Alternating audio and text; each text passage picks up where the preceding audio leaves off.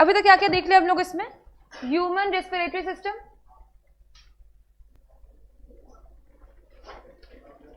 Human respiratory system. बेटा आप बताओगे रेस्पिरेटरी पार्ट कौन सा है ह्यूमन रेस्पिरेटरी सिस्टम में? एक्सचेंज पार्ट या रेस्पिरेटरी पार्ट? बेटा आप बताओ, एक्सचेंज पार्ट या रेस्पिरेटरी पार्ट? इतना टफ क्वेश्चन नहीं है बेटा, आप बताओ। Respiratory part, nasal chamber respiratory part है। रेस्पिरेटरी पार्ट नहीं, रेस्पिरेटरी पार्ट बेटा वो पाथ है। मैं पूछ रही हूँ रेस्पिरेटरी पार्ट, सिर्फ वो रेस्पिरेटरी जगह, वो एक्सचेंज वाला जगह। हाँ एल्वोलाई, और बाकी पूरा क्या है? नेजल पैसेज से लेकर के सारा कुछ ब्रोंक्यूल्स तक कंडक्टिंग पार्ट। ठीक है, तो ह्यूमन रेस्पिरेटरी सिस्टम में हमारा रेस्पिरेटरी पार्ट या एक्सचेंज पार्ट कौन सा है? सिर्फ एल्वियोलाई, जहां पे गैसेस एक्सचेंज हो रहा है, बाकी सब सिर्फ एक रास्ता है। ठीक है, इसके बाद दूसरा टॉपिक क्या देखे हम लोग? बैठ जाओ, mechanism of breathing, mechanism of breathing. इसके पहले बेटा आप मुझे बताओगे, लंग्स में दो मेम्ब्रेन प्रेजेंट है, मेम्ब्रेन का नाम क्या है? मेम्ब्रेन का नाम क्या है? मेम्ब्रेन का नाम क्या है बेटा? नेक्स्ट, मेम्ब्रेन का नाम क्या है बेटा? पीछे मेम्ब्रेन का नाम?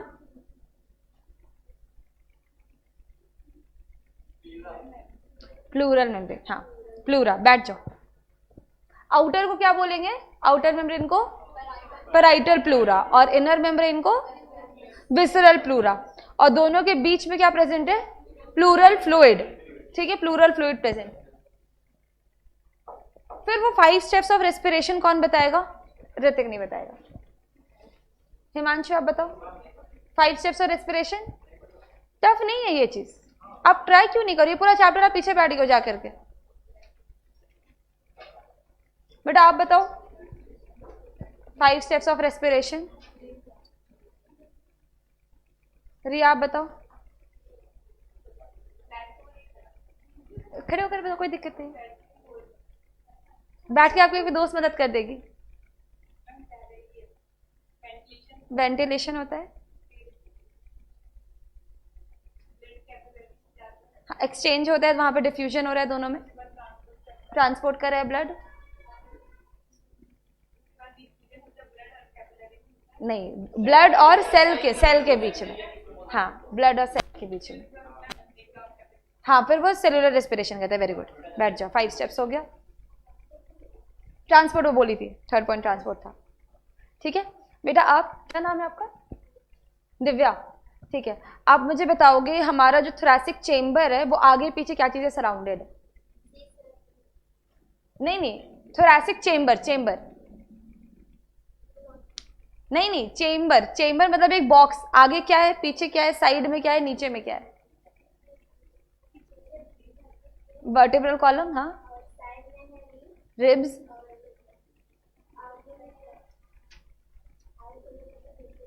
नीचे डायफ्राम, आगे स्टर्नम। ठीक है, बैठो बेटा, आप खड़े हो। इंस्पिरेशन में कौन कौन से मसल्स कंट्रैक्ट हो रहे हैं? इंस्पिरेशन में कौन कौन से मसल्स कंट्रैक्ट हो रहे हैं?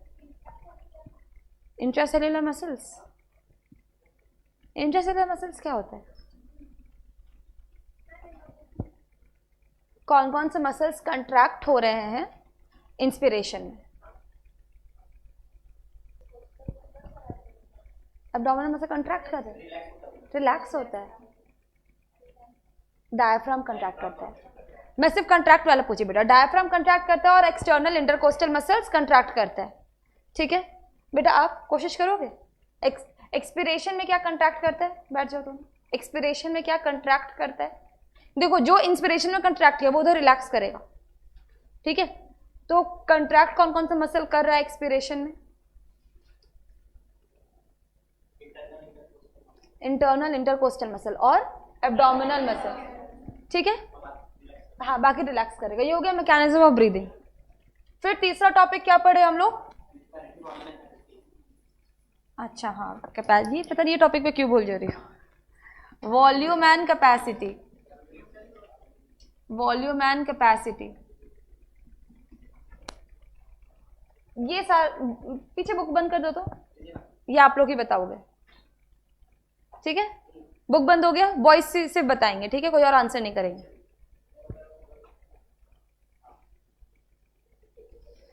और फिर क्वेश्चंस गर्ल्स पे आएगा, इसलिए कोशिश करना बताना। हाँ नहीं तो ये लोग एक्सप्लेन करेंगे ना क्या है।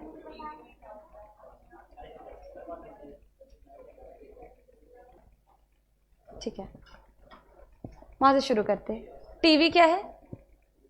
टीवी 500 ml होता है,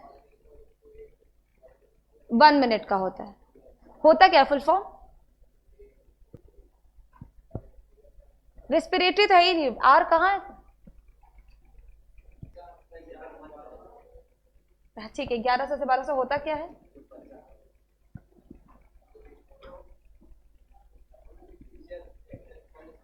एक्सेल करने से बच जाता है। जो सिर्फ एक्सेल करने से बच जाता है ना, वो एफआरसी है। जो फोर्सली एक्सेल करने के बाद बचता है, ठीक है, क्योंकि आप फोर्सली एक्सेल करोगे ना, उसके बाद भी आपका 100% सारा एयर नहीं निकल जाएगा, कुछ रहेगा लंग्स में। वो क्या है? Full form residual volume. नहीं,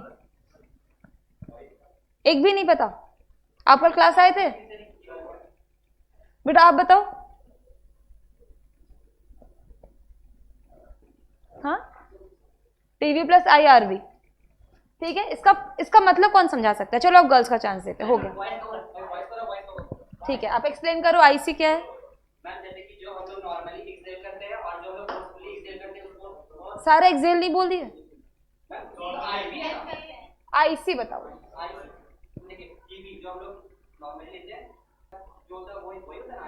हाँ, पहले बोलेंगे हम लोग नॉर्मली एक्सेल करते हैं, ठीक है। नॉर्मली एक्सेल करें, फिर हम लोग जितना नॉर्मली इनटेक करें और फिर फोर्सली इनटेक करें। हाँ, किसको ऐड करेंगे? हाँ ठीक है, वो बाद में ऐड करते रहेंगे। इसी चलो सारा बता दो जल्दी से, ज्यादा टाइम नहीं लेंगे इसमें।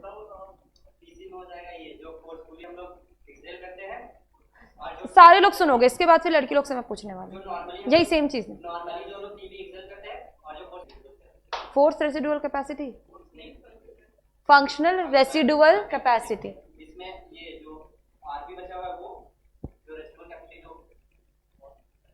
नहीं, मतलब नॉर्मली एक्सेल करने के बाद जो बचा ना लंग्स में, क्या बचा? एक रेसिडुअल वॉल्यूम तो बचेगा, और दूसरा क्या बचा? जो हम लोग फोर्सली एक्सेल कर सकते थे वो भी बचा है। तो वो हमारा क्या है? फंक्शनल रेसिडुअल वॉल्यूम या कैपेसिटी।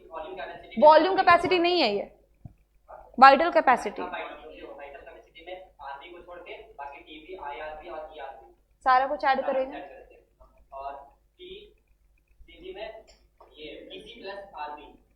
इसमें सब कुछ ही ऐड कर देंगे, ठीक है। हाँ हाँ, वो भी लिख सकते हैं,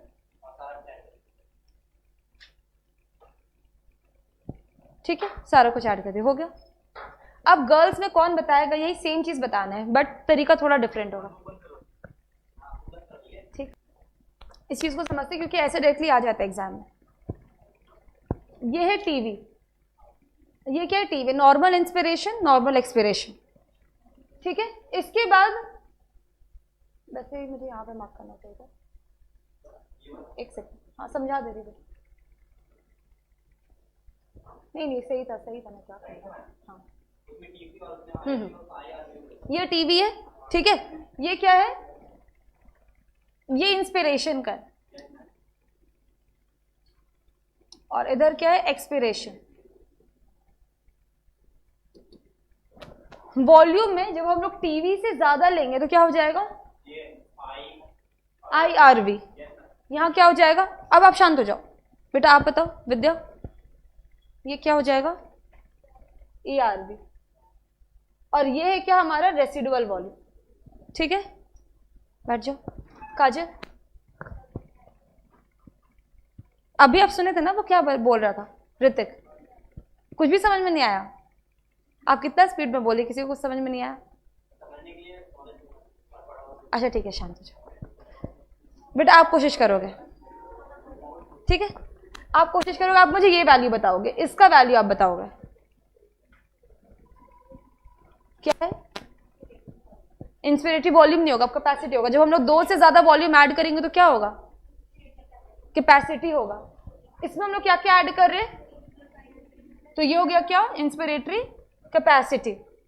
ठीक है सृष्टि, आप मुझे ये बताओगे,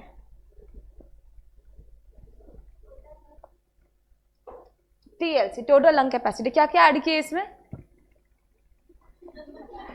सब कुछ, मतलब टीवी, आईआरवी, ईआरवी और आरवी। इसके ये भी समझने के लिए दिमाग चाहिए था। चलो आप मुझे बताओगे ये क्या है? ये क्या है? वीसी है।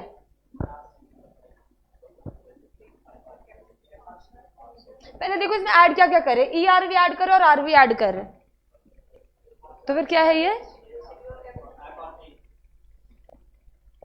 ये क्या है? देखो आईआरवी ऐड करे, टीवी ऐड करे, ईआरवी ऐड करे, ये तो एफआरसी हो गया ना। हाँ ये क्या ऐड हो रहा है? देखो ईआरवी ऐड हो रहा है और आरवी ऐड हो रहा है इसमें। अच्छा अच्छा अच्छा, फंक्शनल, ठीक है ठीक है ठीक है। यहाँ पे क्या होगा? वीसी क्या है? Functional capacity. हाँ बेटा दोस्त लोग अब तक मदद करोगे, ये क्या है? ठीक है, इस तरीके से भी आ सकता है, ये भी आ सकता है कि आपका आईआरबी और टीवी को ऐड करें तो क्या है वो। ठीक है, टीएलसी माइनस आरवी करे तो क्या है, तो ये याद होना चाहिए। इस तरीके से ग्राफ भी देके पूछ सकते हैं।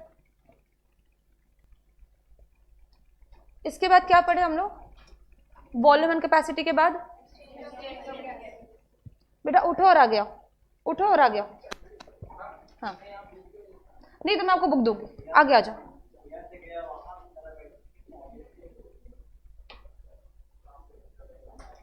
एक बुक दे देना।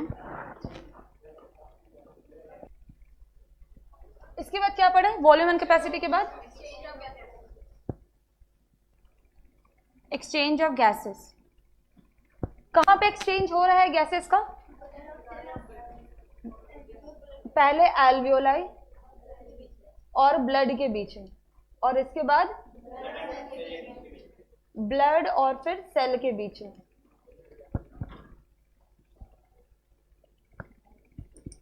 PO2 एल्वियोली में कितना है बताओगे? 159। वो तो शायद एटमॉस्फेयर में था। 104। और ब्लड में कितना है? ऑक्सीजनेटेड का बात हो रहा है, PO2 है। तो ये आपका कितना है? अच्छा नहीं सॉरी एल्वियोली में आपका ऑक्सीजनेटेड का बात हो रहा है, ब्लड में डीऑक्सीजनेटेड, सॉरी। तो वो कितना है? 40 है। और इसके बाद जब ये यहां पे ब्लड में आएगा तो क्या हो जाएगा? ऑक्सीजनेटेड ब्लड है, कितना है? 95। और सेल में कितना है उस टाइम में? ब्लड, डीऑक्सीजनेटेड ब्लड कितना है? 40 है। ये हो गया किसका? ऑक्सीजन का। कार्बन डाइऑक्साइड का बताओगे? सेल में पहले बताओगे, उल्टा जाए। सेल में 45 है, सेल में 45, ब्लड में जब आ रहा है 40 है। इसके बाद यहां पे ब्लड में 45, एल्वियोली में 40 और एटमॉस्फेयर में 0.3। ठीक है, ये वैल्यूज याद रहेगा। Exchange of gases, exchange of gases एक मेम्ब्रेन से होता है। उस मेम्ब्रेन का नाम क्या है? Respiratory membrane. उसके क्या कंपोनेंट्स है? क्या क्या? Alveolar epithelium, basement substance, endothelium, capillary endothelium. ठीक है, ये कैपेसिटी पे डिपेंड करता है। कैपेसिटी का नाम कि कितना हमारा डिफ्यूज करेगा, डिफ्यूजिंग कैपेसिटी। कार्बन डाइऑक्साइड का ऑक्सीजन के कंपैरिजन में कितना ज्यादा है डिफ्यूजिंग कैपेसिटी? 25%, 25 टाइम्स और 25% ज्यादा है। ठीक है, समझ में आया ये सब? बेटा 25% नहीं होगा, 25 टाइम्स ही है वो चीज। हाँ 25% नहीं होगा, 25% आपको जाएगा 5/4 हो जाएगा, और ये 25% है, सॉरी 25 टाइम्स है, 25 टाइम्स है, सॉरी। एक्सचेंज ऑफ गैसेस हो गया। एक्सचेंज ऑफ गैसेस के बाद फिर टॉपिक क्या है? Transport of gases. ठीक है, इसके बाद एक टॉपिक आएगा रेगुलेशन ऑफ रेस्पिरेशन, और फिर डिजीजेस, और फिर चैप्टर खत्म। ठीक है, बस अब ये 3 चीज बचा हुआ। ट्रांसपोर्ट ऑफ गैसेस, क्या गैसेस को ट्रांसपोर्ट किया जा रहा है? कौन कौन सा गैस है जिसको ट्रांसपोर्ट किया जा रहा है? ऑक्सीजन और कार्बन डाइऑक्साइड, ये तो गैस है जिसको ट्रांसपोर्ट किया जा रहा है। ठीक है, कैसे ट्रांसपोर्ट करेंगे? जैसे यहां से दूसरी जगह ले जाएंगे तो एक ब्लड सेल चाहिए, एक ट्रांसपोर्टर मॉलिक्यूल चाहिए, एक कैरियर मॉलिक्यूल चाहिए। ठीक है, जैसे हमारा जो खाना है वो डाइजेस्ट हुआ बेटा, तो कहाँ डाइजेशन हुआ? कंप्लीट डाइजेशन स्मॉल इंटेस्टाइन में। फिर ये बॉडी के हर सेल को चाहिए तो एक कैरियर मॉलिक्यूल चाहिए, तो कैरियर मॉलिक्यूल क्या है? आरबीसी। इसी तरीके से ऑक्सीजन कहाँ पे आया? हमारे एल्वियोली में आया। एक्सचेंज कहाँ पे हो रहा है? एल्वियोलर सैक में हो रहा है। तो इसको पूरे बॉडी के हर सेल तक कौन ले जाएगा? आरबीसी ले जाएगा, मतलब बेसिकली ब्लड ले जाएगा। हमें एक कैरियर मॉलिक्यूल चाहिए जो कि है ब्लड। ब्लड में भी क्या? आरबीसी।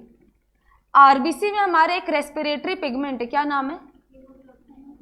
रेस्पिरेटरी पिगमेंट क्या है? हेमोग्लोबिन। हीमोग्लोबिन, इस हीमोग्लोबिन पिगमेंट के कारण ही ब्लड हमारा रेड दिखता है। ठीक है, हीमोग्लोबिन पिगमेंट सिर्फ आरबीसी में प्रेजेंट है, डब्ल्यूबीसी में प्रेजेंट नहीं है। इसमें एक हेम पार्ट है और एक ग्लोबिन पार्ट है। ग्लोबिन क्या होता है? ग्लोबिन हमारा प्रोटीन होता है। ग्लोबिन क्या है? प्रोटीन है। और ये हमारा क्या है? पिगमेंट है। ये हमारा क्या है? पिगमेंट है। और इसमें क्या हमारे पास 4 फेरस का आयन है। इसमें क्या है? फेरस का आयन प्रेजेंट है। ठीक है, और एक हेमोग्लोबिन का मॉलिक्यूल 4 ऑक्सीजन का मॉलिक्यूल के साथ बाइंड कर सकता है। एक हेमोग्लोबिन कितना ऑक्सीजन के साथ कर सकता है? 4 ऑक्सीजन के साथ बाइंड कर सकता है। समझ में आया? अब कौन कौन सा गैस ट्रांसपोर्ट हो रहा है हमारा? ऑक्सीजन और कार्बन डाइऑक्साइड। अब हम लोग देखते हैं ऑक्सीजन का transport of oxygen. Transport of oxygen कैसे ट्रांसपोर्ट होगा ऑक्सीजन में? ये 2 तरीके से। जैसे यहाँ कोचिंग में बहुत लोग बाइक से आते हैं, ठीक है, बहुत लोग साइकिल से आते हैं, बहुत लोग पैदल भी आते हैं। अच्छा ठीक है, इस तरीके से ट्रांसपोर्ट ऑफ ऑक्सीजन 2 तरीके से होता है। एक डिसॉल्व्ड फॉर्म में, एक कैसे आ रहे? डिसॉल्व्ड फॉर्म में, और एक आ रहे ऑक्सी हेमोग्लोबिन कॉम्प्लेक्स में। एक ऑक्सी हेमोग्लोबिन बना के आ रहा है और दूसरा क्या? डिसॉल्व फॉर्म में आ रहा है। ठीक है, डिसॉल्व फॉर्म में तो किस में डिसॉल्व होके आएगा? तो वो है प्लाज्मा। ठीक है, प्लाज्मा और ब्लड में क्या डिफरेंस है ये ना नेक्स्ट चैप्टर में क्लियर हो जाएगा, बॉडी फ्लूइड्स में। ठीक है, बस इतना जान जाओ कि प्लाज्मा बॉडी में 55% होता है और 45% होता है फॉर्म्ड एलिमेंट्स, और वो फॉर्म्ड एलिमेंट्स में भी फिर आरबीसी एक पार्ट है। ठीक है, तो प्लाज्मा में ये डिसॉल्व्ड फॉर्म में आ रहा है कितना परसेंट? 3%। ठीक है, और बाकी ऑक्सी हेमोग्लोबिन कॉम्प्लेक्स बनाकर आ रहा है कितना? 97%। ठीक है, जब ये कॉम्प्लेक्स बनाता है ना तो उस टर्म को हम लोग क्या कहते हैं? एसोसिएशन। एसोसिएशन मतलब कंबाइन करता है। और जब वो सेपरेट होगा तो क्या टर्म देंगे? डिसोसिएशन। तब क्या टर्म दिया हम लोग? डिसोसिएशन। क्लियर है? एसोसिएशन कहां पर होगा? ऑक्सीजन और हेमोग्लोबिन का, जहां पे पार्शियल प्रेशर ज्यादा होता है ऑक्सीजन का। कहां पे होगा? ऑक्सीजन का पार्शियल प्रेशर ज्यादा कहां पर होगा? एल्वियोलाई में, ठीक है। तो हमारा एसोसिएशन कहां पर होगा? जहां पे पार्शियल प्रेशर ज्यादा है, जो उसको क्या प्रमोट कर रहा है, किसके लिए? कंबाइन करने के लिए, ठीक है। एसोसिएशन हुआ एल्वियोलाई में, क्या बना? HbO2 ये कॉम्प्लेक्स बना, ठीक है। जब ये सेल्स तक आएगा ना तो प्रेशर क्या होगा? प्रेशर डिक्रीज कर जाएगा इन टिश्यू या फिर इन सेल्स। क्या होगा? प्रेशर डिक्रीज कर जाएगा, जिसके कारण क्या होगा? डिसोसिएशन। डिसोसिएशन हो गया। डिसोसिएट किस में करेगा? Hb और O2 में, ठीक है। और सेल को क्या मिल गया? ऑक्सीजन मिल गया। समझ में आया? कोई दिक्कत इसमें? ऑक्सीजन कैसे ट्रांसपोर्ट होता है? तो ऑक्सीजन का ट्रांसपोर्ट होने का दो तरीका है। एक किसमें है? डिसॉल्व फॉर्म में, जो प्लाज्मा में डिसॉल्व कर सकता है, ठीक है।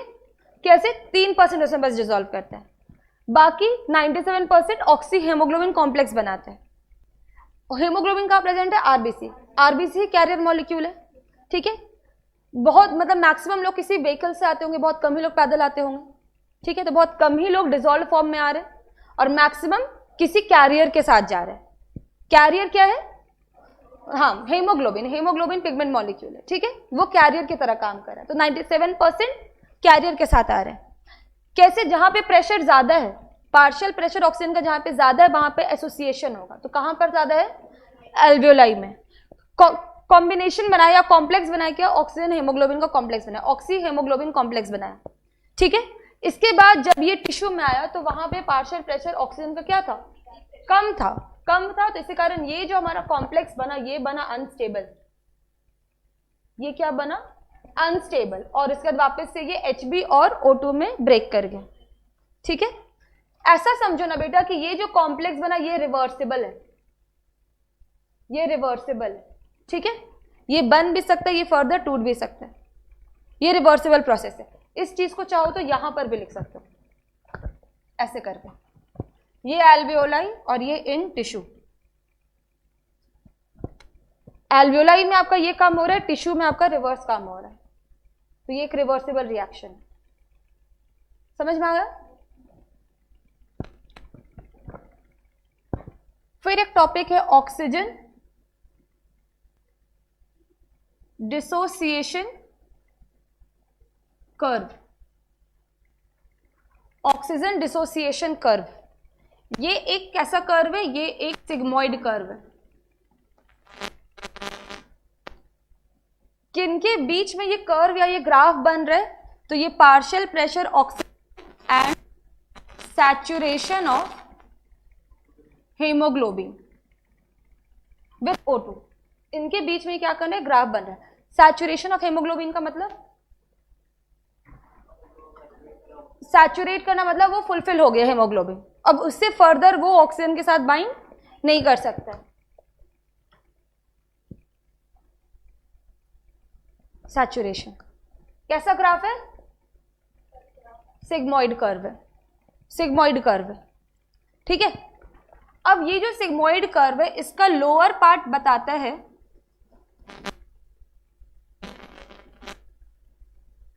क्या बताया? एसोसिएशन, और अपर पार्ट डिसोसिएशन। इसका लोअर पार्ट बताएगा एसोसिएशन और अपर पार्ट डिसोसिएशन। समझ में आया? क्या क्या फैक्टर्स रिस्पॉन्सिबल है ऑक्सीजन बाइंड कर जाए हमारे हेमोग्लोबिन के साथ? कुछ कुछ फैक्टर्स रिस्पॉन्सिबल है। वो फैक्टर्स क्या क्या है? पार्शियल प्रेशर ऑफ O2, ठीक है, ये ज्यादा रहेगा तभी बाइंड करेगा, और पार्शियल प्रेशर ऑफ CO2 को इनवर्स रिलेशन हो जाएगा, ये कम रहेगा तब भी ऑक्सीजन बाइंड कर पाएगा, ठीक है। फिर आता है pH, फिर आता है टेम्परेचर। ये चार मेजर फैक्टर है कि हमारा एसोसिएशन होगा हेमोग्लोबिन के साथ या फिर कॉम्प्लेक्स का डिसोसिएशन होगा।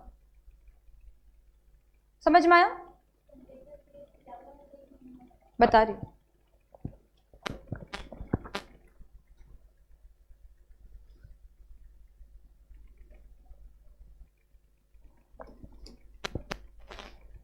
अच्छा एक चीज आप मुझे बताओगे, ये हमारा कर्व बना, ये कर्व ना जैसे ये तो हो गया एक स्टैंडर्ड कंडीशन पे कर्व बना, कंडीशन हमारा चेंज कर सकता है, मतलब ये कर्व हमारा राइट शिफ्ट भी कर सकता है और ये कर्व हमारा लेफ्ट शिफ्ट भी कर सकता है, राइट शिफ्ट भी कर सकता है और लेफ्ट शिफ्ट भी कर सकता है। बस ये बताओ राइट शिफ्ट कब करेगा, फेवरेबल कंडीशंस में या अनफेवरेबल कंडीशंस में? राइट शिफ्ट सोच के बताओ, राइट शिफ्ट कब करेगा और लेफ्ट शिफ्ट कब करेगा?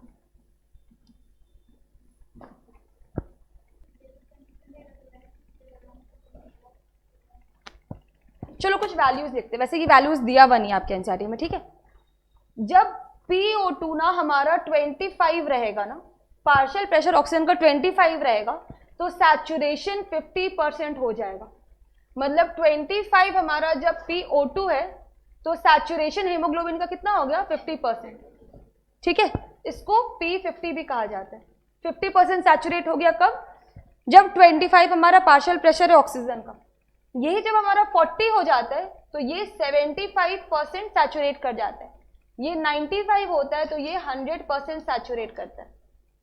अब सोच के बताओ कि राइट शिफ्ट में फेवरेबल होगा कि राइट शिफ्ट में अनफेवरेबल होगा? अनफेवरेबल होगा। अच्छा इसीलिए अनफेवरेबल होगा। अब मैं ये वैल्यू से बता दी तो मुझे अगर थोड़ा सोच के बताओगे, राइट शिफ्ट में ये फेवरेबल बता दी इसलिए अनफेवरेबल बताए, फेवरेबल भी सही हो सकता है। हाँ अच्छा, मतलब आप लोग मुझे पहचान गए हो।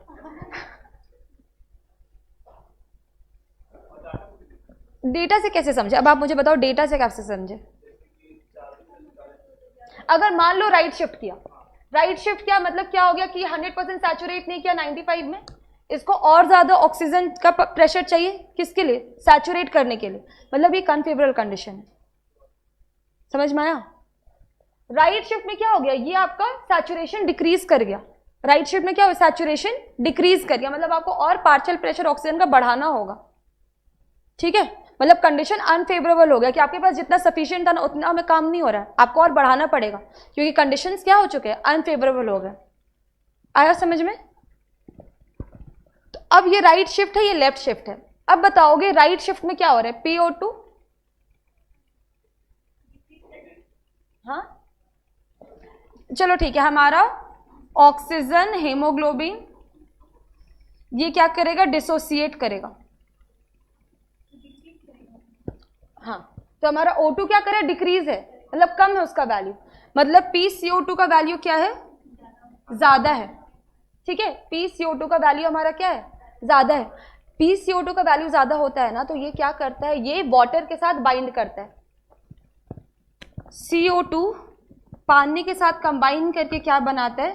H2CO3 कार्बोनिक एसिड बनाता है, ठीक है। ये हम लोग कार्बन डाइऑक्साइड में पढ़ने वाले। तो हमारा क्या किया? कंबाइन करके H2CO3 बनाया, और ये फिर क्या करेगा? ये ब्रेक करेगा H+ में और HCO3- में। समझ में आया? पानी के साथ कंबाइन किया, कार्बन डाइऑक्साइड कार्बोनिक एसिड बनाया, H+ और HCO3- में ये टूटा, ठीक है। बेटा समझ में आ रहा है सारे कोई को? अरे आप लोगों नहीं समझ में आ रहा है? आप बस ये समझो कि जब आपका कार्बन डाइऑक्साइड का लेवल क्या हो गया? बढ़ गया है, तो आपका ये फेवर करेगा ना पानी के साथ ज्यादा कॉम्बिनेशन, तो क्या हुआ? H+ और CO3- आया, ठीक है। अब किसी मीडियम में H+ का कॉन्सेंट्रेशन बढ़ रहा है, किसी मीडियम में H+ बढ़ रहा है, तो वो मीडियम हमारा एसिडिक होगा कि बेसिक? एसिडिक होगा। समझ में आया? H+ का कॉन्सेंट्रेशन बढ़ रहा है, मतलब वो मीडियम हमारा कैसा हो गया? एसिडिक हो गया। एसिडिक मीडियम हुआ मतलब कोई नहीं बोलेगा, आप बताओगे मीडियम एसिडिक है तो pH डिक्रीज किया कि इंक्रीज किया? pH इंक्रीज करेगा, डिक्रीज करेगा? क्या करेगा?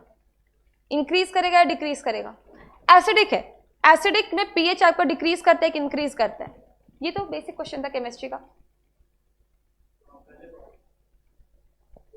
बेटा सिर्फ मैं नहीं पढ़ाई, आप लोग केमिस्ट्री में नहीं पढ़ोगे। पीएच आपका एसिडिक है तो पीएच, कोई और बता दो, तो आपका पीएच क्या किया, डिक्रीज किया। ठीक है, पीएच आपका डिक्रीज किया। ये सब चीज ना आपके हाई टेम्परेचर में भी होता है। ये सब चीज कब होता है, हाई टेम्परेचर में भी आपको क्या फेवर करता है, आपका डिसोसिएशन फेवर करता है। हाई टेम्परेचर ये मतलब डिसोसिएशन को फेवर करेगा। एक बार फिर से ये समझते, ठीक है। राइट शिफ्ट हुआ मतलब क्या हो गया, डिसोसिएशन हो रहा है। राइट शिफ्ट हो रहा है मतलब डिसोसिएशन हो रहा है। ठीक है, मतलब हमारा PCO2 का वैल्यू बढ़ गया, PCO2 का वैल्यू बढ़ गया। PCO2 के बढ़ने के कारण हमारा मीडियम में क्या आ गया, H+ आ गया।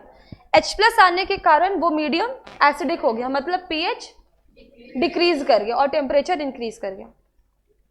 ठीक है, इधर जस्ट उल्टा, इधर क्या होगा, PCO2 आपका कम है मतलब ऑक्सीजन आपका बढ़ा हुआ है, एसोसिएशन हो रहा है मतलब ऑक्सीजन ज्यादा होगा।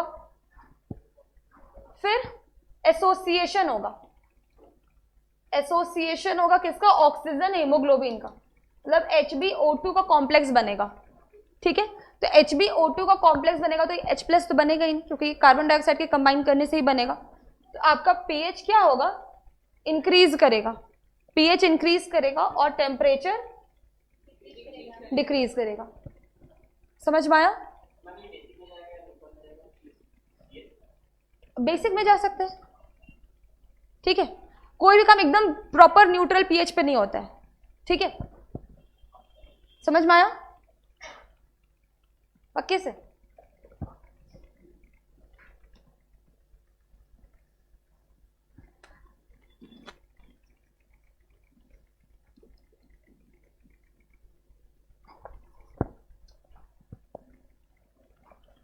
एक सेकंड बस रुकना, मैं एक चीज बस बता रही हूँ।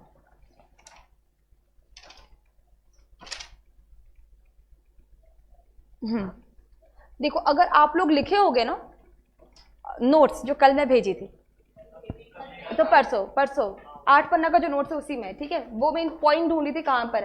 कंडक्टिंग पार्ट में आपका ना 3 पॉइंट दिया हुआ है कि उसका ये क्या है, फंक्शंस क्या है।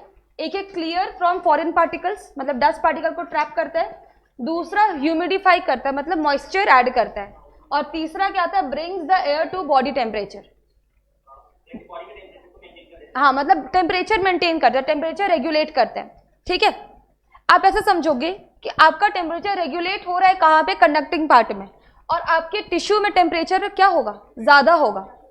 टिश्यू में आपका बेटा काम हो रहा है, टिश्यू में आपका क्या हो, बॉडी एक्टिविटीज हो रहा है, मेटाबॉलिक प्रोसेसेस चल रहा है, तो आपके सेल्स में टेम्परेचर क्या होगा, ज्यादा रहता है। ये एक बेसिक समझो। आपका रेगुलेट टेम्परेचर कहाँ पे हो सकता है, एल्वियोलाई में हो रहा है। ठीक है, कंडक्शन हो रहा है क्योंकि यहाँ पे, और टेम्परेचर चूंकि मेटाबॉलिक एक्टिविटीज हो रहे हैं तो टिश्यू और सेल्स में टेम्परेचर थोड़ा ज्यादा होता है। क्लियर है? अब यही सेम चीज हम लोग एसोसिएशन और डिसोसिएशन को लेते हैं। एल्वियोलाई में क्या हो रहा है, एल्वियोलाई में एसोसिएशन का काम हो रहा है कि डिसोसिएशन का काम हो रहा है, एसोसिएशन हो रहा है। तो क्या क्या होगा यहाँ पे, एसोसिएशन हो रहा है मतलब, एक सेकेंड बस ये 4 चीजें आप लोग बता दो, मैं समझ जाऊंगी समझ में आया कि नहीं।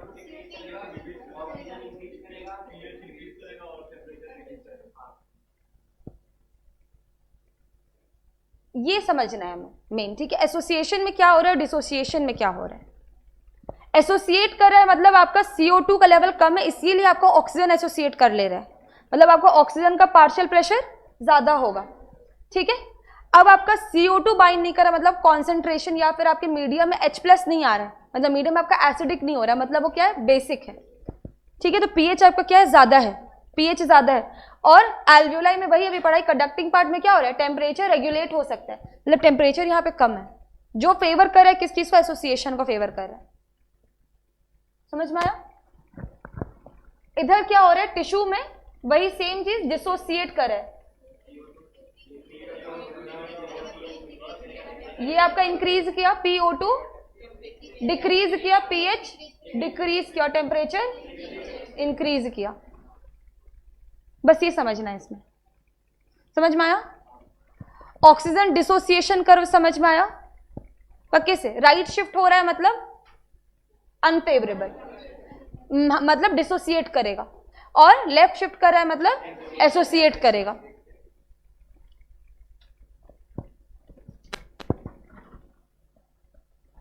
ट्रांसपोर्ट ऑफ ऑक्सीजन हो गया, डिसॉल्व फॉर्म में करता है 3% और ऑक्सी हेमोग्लोबिन के फॉर्म में करता है 97%। ठीक है, फिर एक लाइन याद रखोगे कि 100 ml ऑक्सीजनेटेड ब्लड में 100 ml ऑक्सीजनेटेड ब्लड में 5 ml रहता है हमारा, क्या 5 ml ऑक्सीजन कैरी करता है। ठीक है, ये आपके एनसीईआरटी का लास्ट लाइन दिया हुआ है। ट्रांसपोर्ट ऑफ ऑक्सीजन में ये लास्ट लाइन दिया हुआ है कि 100 ml ऑक्सीजनेटेड ब्लड में 5 ml ऑक्सीजन वो कैरी करता है। क्लियर है?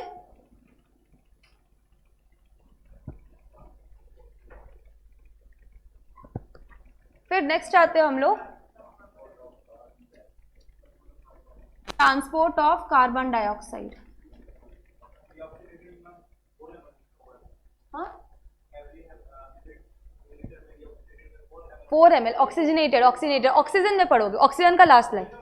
हाँ, तो वो डीऑक्सीजनेटेड में 4 ml, वो कार्बन डाइऑक्साइड में लिखा हुआ है ना, तो मैं इसमें बताऊंगी। नहीं, मैं भूली नहीं हूं, टॉपिक खत्म नहीं ना हुआ है। ऑक्सीजनेटेड में कितना 5 ml। ट्रांसपोर्ट ऑफ CO2 पहला होता है डिसॉल्व्ड फॉर्म में, डिसॉल्व फॉर्म में कितना 7%। ठीक है, दूसरा होता है बाइकार्बोनेट के फॉर्म में। बाइकार्बोनेट के फॉर्म में मतलब वही HCO3- के फॉर्म में। ये कब बन रहा था? हमारा वाटर के साथ एसोसिएशन कर रहा था तब। ठीक है, ये करता है 70%। ठीक है, और तीसरा है हमारा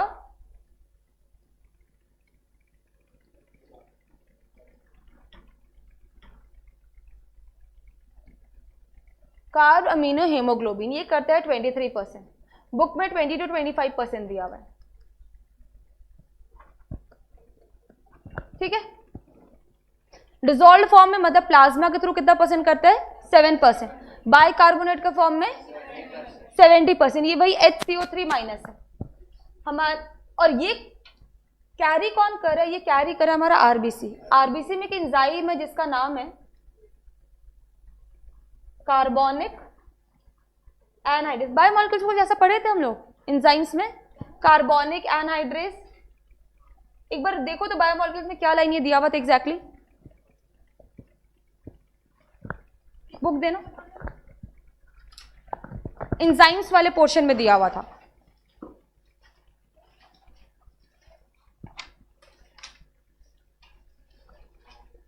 हाँ, यहां पे केमिकल रिएक्शंस, ये वाला पोर्शन दिया हुआ है ना बायोमॉलिक्यूल्स में, देखना बेटा केमिकल रिएक्शंस। ये बस अचानक से याद आ गया कि एंजाइम दिया हुआ था इसके बारे में।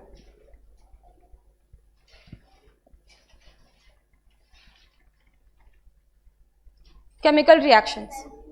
ठीक है, यहां पे क्या दिया हुआ है? In the absence of enzyme this reaction is very slow with about 200 molecules of H2CO3 being formed in an hour. However, by using the enzyme present in the cytoplasm called carbonic anhydrase, the reaction speeds. ठीक है, वो समझ में आ गया ना? वही line basically पढ़ना है। ये हम लोग पढ़ चुके हैं वाले एंजाइम के बारे में, कार्बोनिक एनहाइड्रेस। वो बस उसने एक एग्जाम्पल दिया, बताओ इसको समझते हैं। कार्बोनिक एनहाइड्रेस ये जो एंजाइम है ना, ये मतलब ये हमारा बाइकार्बोनेट के फॉर्म में आरबीसी भी इसको बनाता है और प्लाज्मा भी इसको कैरी करता है। ठीक है, लेकिन आरबीसी में ये एंजाइम प्रेजेंट है कार्बोनिक एनहाइड्रेस, जो प्रमोट करेगा किस चीज को? इसके बाइंडिंग को।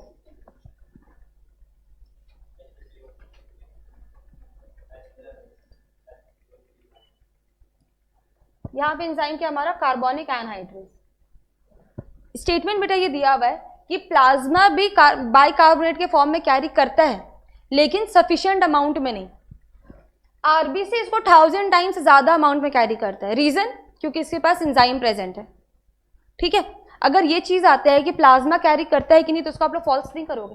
प्लाज्मा भी कैरी करता है, लेकिन उसमें चूंकि एंजाइम प्रेजेंट नहीं है, तो रेट ऑफ रिएक्शन क्या है? बहुत स्लो है। ठीक है, लेकिन प्लाज्मा भी कैरी करता है। लेकिन एंजाइम ये प्रेजेंट कहां पर है? आरबीसी में। ठीक है, ये समझ में आया। और कार्बिनो हेमोग्लोबिन क्या है आपका? CO2 आपका कंबाइन करे किसके साथ? हेमोग्लोबिन के साथ, और क्या बन रहा है? HbCO2 सॉरी HbCO2 बन रहा है। समझ में आया? क्या छुट्टी हो गया वो लोगों का?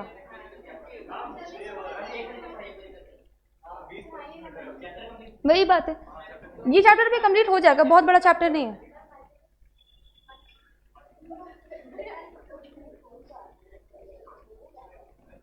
डिसॉल्व फॉर्म में 7%, बाइकार्बोनेट के फॉर्म में 70%, और कार्ब अमीनो हेमोग्लोबिन के फॉर्म में 23%। बाइकार्बोनेट मतलब H2CO3, ठीक है, और कार्ब अमीनो हेमोग्लोबिन मतलब HbCO2।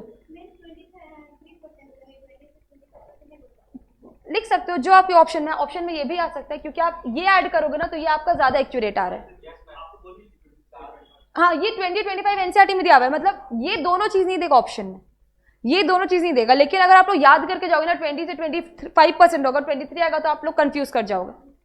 ठीक है, ऐड करो तो ये आपका परफेक्ट 100% का वैल्यू आएगा। ठीक है, तो ये हो गया आपका ट्रांसपोर्ट ऑफ गैसेस। ठीक है, ऑक्सीजन का ट्रांसपोर्ट किस फॉर्म में? एक है डिसॉल्व फॉर्म में, कितना परसेंट? डिसॉल्व फॉर्म में 3%, और हाँ ऑक्सी हेमोग्लोबिन फॉर्म में 97%, कार्बन डाइऑक्साइड डिसॉल्व फॉर्म में 7%, बाइकार्बोनेट 70%, और कार्ब अमीनो हेमोग्लोबिन, हाँ ठीक है जो बोलो 23 या 20 से 25%। ठीक है, एसोसिएशन कहां पे हो रहा है? एसोसिएशन हमारे ऑक्सीजन का नहीं, वैसे नहीं, वो सिर्फ समझाने के लिए था। एल्वियोलाई और टिश्यू, मेन टॉपिक आपका वो है। एल्वियोलाई में आपका एसोसिएशन हो रहा है। क्यों एसोसिएशन हो रहा है? पार्शियल प्रेशर ऑक्सीजन का ज्यादा है और CO2 का कम है, टेम्परेचर कम है, pH ज्यादा है। रुको, पार्शियल प्रेशर ऑक्सीजन ज्यादा है, partial pressure of carbon dioxide कम है, टेम्परेचर कम है, और pH ज्यादा है। ये एसोसिएशन फेवर कर है, इसका उल्टा डिसोसिएशन। दोनों चीज मत याद करो। हो गया ये समझ में? ट्रांसपोर्ट ऑफ गैसेस आपका यही था। Next topic, regulation of respiration. समझ में आया ना transport of gases?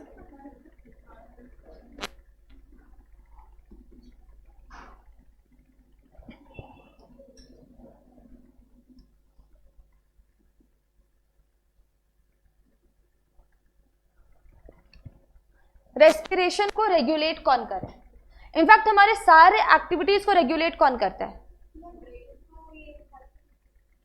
Heart regulate करता है। हम लोग कभी कभी बोलते हैं कि यार दिमाग से काम लो, दिल से काम मतलब दिमाग से काम लो, तो रेगुलेट कौन कर रहा है? ब्रेन रेगुलेट कर रहा है। ठीक है, ब्रेन में ब्रेन सेल्स क्या है हमारे? न्यूरॉन्स रेगुलेट कर रहे हैं बेसिकली। ठीक है, तो रेगुलेशन ऑफ रेस्पिरेशन कौन करे? न्यूरॉन्स करेगा या ब्रेन कर रहा है रेगुलेट। तो ये हमारा क्या है? एक है हमारा न्यूरल रेगुलेशन और दूसरा है हमारा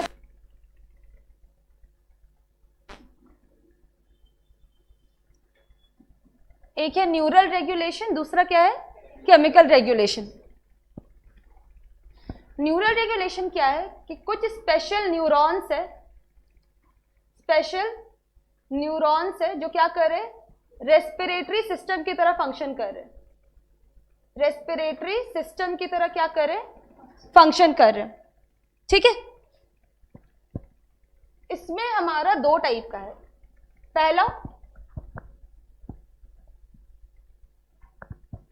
पहला है रेस्पिरेटरी रिदमिक सेंटर। पहला है क्या? Respiratory rhythmic centre. ठीक है, रेस्पिरेटरी रिदमिक सेंटर। ठीक है, और दूसरा क्या है हमारा?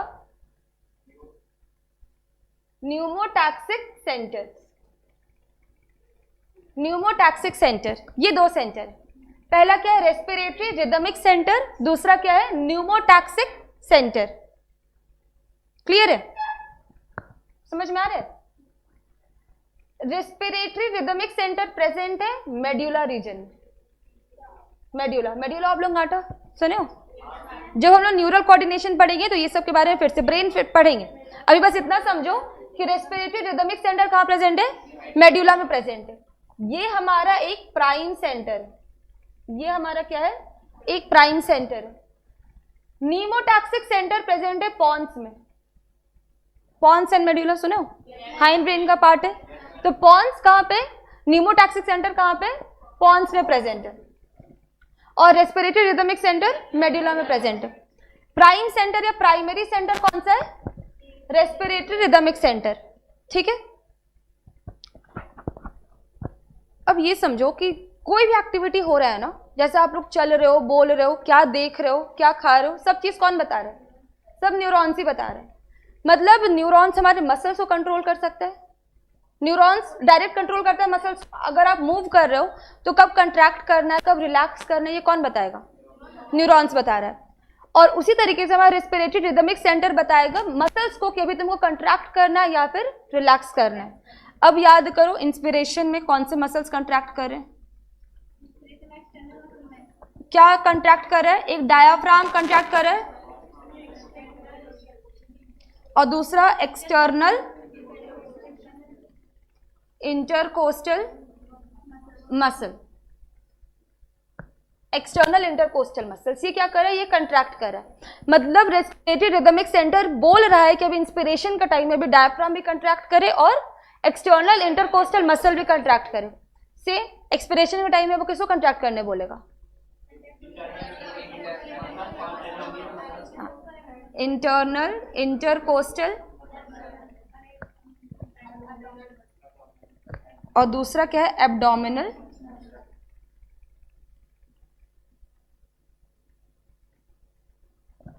ठीक है, ये हो गया कब, एक्सपिरेशन के टाइम में। बस इस तरीके से समझो ना कि बस कंट्रैक्ट करने का ही आपको क्या कमांड मिलता है। जैसे आपको काम करने का कमांड मिलेगा, आपको कभी कमांड नहीं मिलेगा चलो 2 दिन आप आराम ही करना, लेकिन आपका ये आपका वर्किंग आ रही है, आपको कमांड मिलेगा कि आपको इस टाइम में क्या काम करना है, आपको उसका कमांड मिलेगा। ठीक है, काम नहीं है तो ऑटोमेटिकली आप आराम ही कर, वो रिलैक्स ही करेगा। तो कमांड हमेशा किस चीज का मिलेगा, कंट्रैक्ट करने का। ठीक है, तो इंस्पिरेशन के टाइम में किसको कमांड मिल रहा है, डायाफ्राम को और एक्सटर्नल इंटरकोस्टल मसल्स को, और एक्सपिरेशन के टाइम में इंटरनल इंटरकोस्टल मसल और एब्डोमिनल मसल। समझ में आया? और ये दोनों आपका क्या है, प्राइम, मतलब ये आपका रेगुलेट, डायरेक्ट रेगुलेशन हो रहा है। कौन कर रहा है, रेस्पिरेटरी रिदमिक सेंटर। ठीक है, दूसरा हमारा क्या है, निमैटिक सेंटर।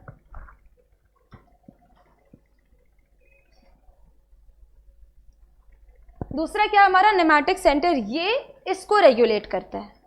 निमैटिक सेंटर क्या कर रहा है, रेगुलेट करता है किसको, रेस्पिरेटरी रिदमिक सेंटर को।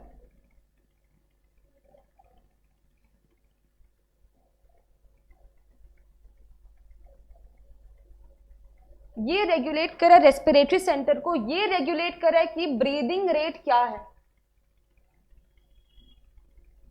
ठीक है, ब्रीदिंग रेट क्या है, ये इस चीज को रेगुलेट कर रहा है। मतलब आप ऐसा समझो ना कि एक छोटा बच्चा है, उसका क्या काम है, खेलने का उसका काम है। ठीक है, तो वो अगर उसके ऊपर छोड़ा जाए ना तो वो दिन भर खेल सकता है, वो दिन भर खेल सकता है। ठीक है, लेकिन उसको कौन कंट्रोल करेगा, उसके पेरेंट्स कंट्रोल करेंगे कि चलो 1 ही घंटा आज खेलना, चलो बाकी का कल खेलना। ठीक है, बाकी का कल खेलना, आज 1 ही घंटा खेलना है। ठीक है, क्योंकि पेरेंट्स को पता है ना कि अगर वो ज्यादा खेलेगा तो उसका फिर पैर हाथ दुखने लगेगा, चोट लग जाएगा, एक बार भी ज्यादा एग्जॉस्ट हो गया तो। ठीक है, बच्चे का क्या काम है, खेलने का। उसी तरीके से हमारा रेस्पिरेटरी रिदमिक सेंटर का क्या काम है, इंस्पिरेशन और एक्सपिरेशन का। इसका प्राइम फंक्शन यही है। कब इंस्पिरेशन करना है, कब एक्सपिरेशन करना है, ये उसको नहीं पता है। कब लंग पूरा भर चुका है, इसको नहीं पता है। तो इसको रेगुलेट कौन करेगा, निमैटिक सेंटर, जो रेगुलेट कर रहा है रेस्पिरेटरी रिदमिक सेंटर को। ये ब्रीदिंग रेट को रेगुलेट कर रहा है। ठीक है, अगर ये नहीं रहा ना तो आपका लंग्स क्या कर सकता है, ओवर इन्फ्लेट कर सकता है। ये नहीं रहेगा तब, ये इस चीज से सो क्या कर रहा है, कंट्रोल कर रहा है। ओवर इन्फ्लेट करके मतलब बहुत ज्यादा इसमें एयर भर गया, वो तो निकलेगा भी, लेकिन इसको पता नहीं, जैसे छोटे बच्चों को नहीं पता है कि बस ज्यादा खेलेंगे तो हम थक जाएंगे, तो कल फिर नहीं खेल पाएंगे, बस उसको आज मौका मिला है वो खेल ले रहा है। कंट्रोल कौन करेगा? उसके पेरेंट्स कंट्रोल करेंगे। बस वैसे ही समझो ये कंट्रोल कर रहा है, ये ब्रीदिंग रेट को कंट्रोल कर रहा है। अगर ये कंट्रोल नहीं करे तो जो लंग्स है वो ओवर इन्फ्लेट कर जाएगा, मतलब इसमें बहुत ज्यादा एयर भर जाएगा। ठीक है, तो इस चीज को क्या कर रहा है? कंट्रोल कर रहा है। समझ में आया? ये दोनों चीज समझ में आया? प्राइमरी कौन सा है? रेस्पिरेटरी रिदमिक सेंटर, तो ये हो गया आपका न्यूरल रेगुलेशन। दूसरा क्या है? Chemical regulation. केमिकल रेगुलेशन कौन करता है? तो केमिकल रेगुलेशन करने के लिए बता रही हूं,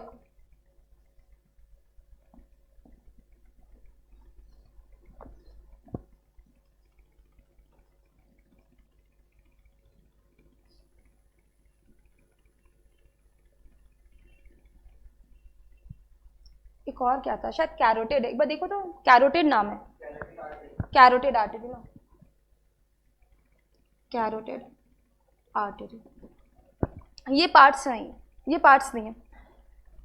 जैसे लंग्स और हार्ट का बेटा पोजीशन आपका थोरैसिक चेंबर ही है, आपका हार्ट भी कहाँ पे प्रेजेंट है? थोरैसिक चेंबर में प्रेजेंट है। ठीक है, तो ये आयोटिक आर्क जो है, आयोटा सुने हो ना, जो सबसे बड़ा आर्टरी है हार्ट का, क्या नाम है? अयोटा। तो अयोटिक आर्ट अयोटा के पास में प्रेजेंट है। ठीक है, अयोटिक आर्ट कहाँ पे प्रेजेंट है? अयोटा के पास में प्रेजेंट है। ब्रोंकाई और ब्रोंक्यूल्स का वॉल भी इसके लिए रिस्पॉन्सिबल है केमिकल रेगुलेशन के लिए। और एक तीसरा क्या हमारा? Carotid artery. Carotid artery, carotid artery ना फोर्थ वर्टिब्रे से निकलता है, फोर्थ वर्टिब्रे से निकलता है, या इसी के पास में ये प्रेजेंट है, और ये नेक तक जाता है और ब्रेन तक जाता है।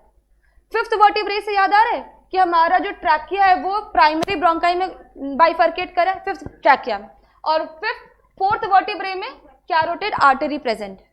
मतलब समझो सबका पोजीशन यही बीच में ही है, हार्ट के पास ये सबका पोजीशन है। अयोटिक आर्क कहां से निकला? अयोटा से निकला, अयोटा हार्ट का पार्ट है। ठीक है, फिर कैरोटिड आर्टरी फोर्थ वर्टिब्रे के पास में है, नेक पे जाएगा और नेक से ब्रेन तक जाएगा। क्लियर है? और एक क्या है? ब्रोंकाई और ब्रोंक्यूल्स का वॉल। ये तीनों चीज सेंसिटिव है किसके लिए? CO2 के लिए और H+ के लिए, CO2 के लिए और H+ के लिए। ठीक है, CO2 और H+ के लिए रिस्पॉन्सिबल है। ये क्या करेगा? इसके लिए ये सेंसिटिव एरिया है, इसके लिए क्या है? Sensitive area. तो जैसे ही CO2 का लेवल बढ़ेगा वैसे ही H+ का लेवल भी बढ़ेगा। मतलब ये इन दोनों चीज के लिए क्या है? सेंसिटिव है। जैसे ही इसका लेवल बढ़ेगा ना, ये सीधा जाएगा इस प्राइमरी सेंटर को बताएगा कि इसका लेवल बढ़ गया, तो अब तुम जो डिजायर्ड चेंजेस है वो तुम करो। तुमको अब इसको कैसे बाहर निकालना है वो तुम समझो, हम तो बस बता दें कि ये दोनों बढ़ रहा है बॉडी में। समझ में आया? ये दोनों बढ़ रहा है, तो इसके लिए सेंसिटिव कौन है? ये तीनों चीज। ठीक है, ये तीनों चीज सेंसिटिव है इस चीज के लिए। जैसे ये लेवल बढ़ेगा, ये किसको बताएगा? प्राइमरी सेंटर को बताएगा। प्राइमरी सेंटर में बताएगा कि ये सही चीज नहीं है, ये बॉडी में बढ़ रहा है, तुम कुछ रेगुलेशन करो कि तुम इसको कम करो, तुम बॉडी में कुछ चेंजेस लाओ कि तुम इस चीज को मेंटेन कर सको, इस चीज को रेगुलेट कर सको। समझ में आया? समझ में आया? और O2 का रोल इनसिग्निफिकेंट है, ये लाइन में लिखा हुआ है, O2 का रोल इनसिग्निफिकेंट है ये सब चेंजेस में। O2 का रोल ये सब चेंजेस, ये सब चीजों में इनसिग्निफिकेंट है। ठीक है, मतलब O2 का लेवल बढ़ रहा है घट रहा है वो नहीं पता, उस चीज को ये नहीं पता कर पा रहा है, ये बस पता कर पा रहे हैं CO2 और H+ का लेवल।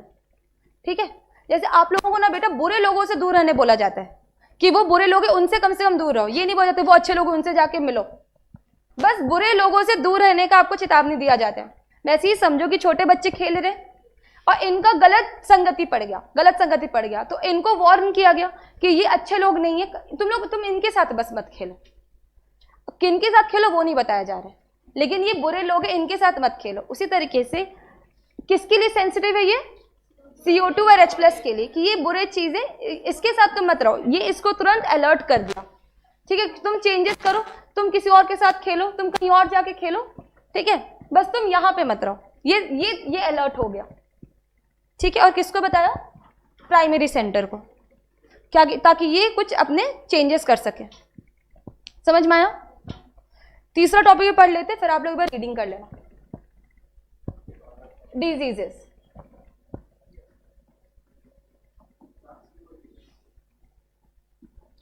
डिजीजेस क्या अच्छा टॉपिक है, बस तीसरी टॉपिक इसलिए अच्छा है, बस 3 डिजीज के बारे में पढ़ना है। एक है अस्थमा, एम्फाइसेमा और एक है ऑक्यूपेशनल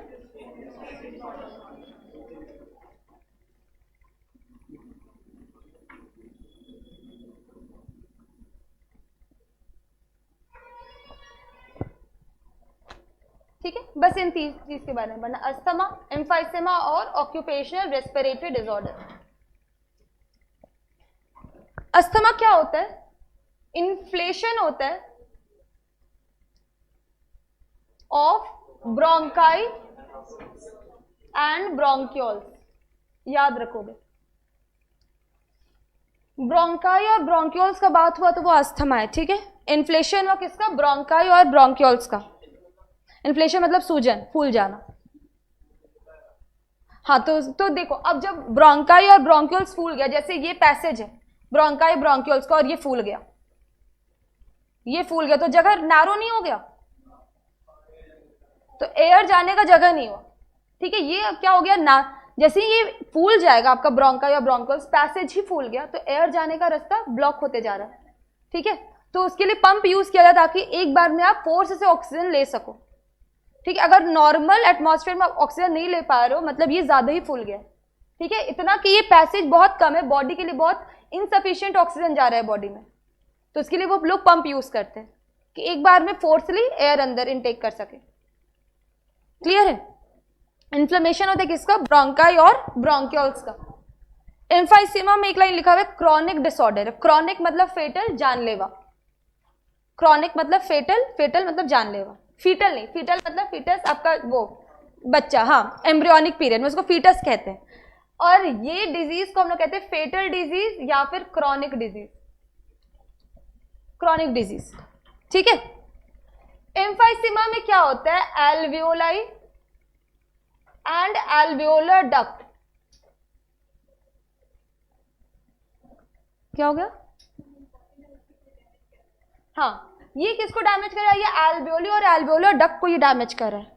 मतलब ये रेस्पिरेटरी सरफेस को क्या करेगा?